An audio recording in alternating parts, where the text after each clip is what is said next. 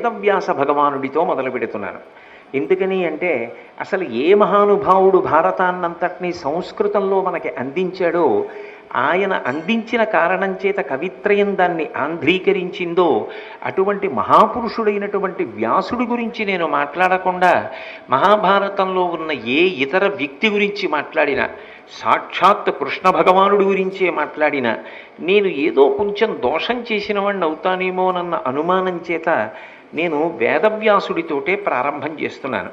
18 పర్వాలలో వ్యాసుడు ఎక్కడెక్కడ కనపడతాడు, ఎక్కడెక్కడ కనపడడం ద్వారా దేన్ని సాధిస్తూ ఉంటాడు, లోకానికి ఏ ప్రయోజనాన్ని అందిస్తూ ఉంటాడు, ఈ విషయాలతో నా ప్రసంగాన్ని ఇవాళ ప్రారంభం చేస్తున్నాను.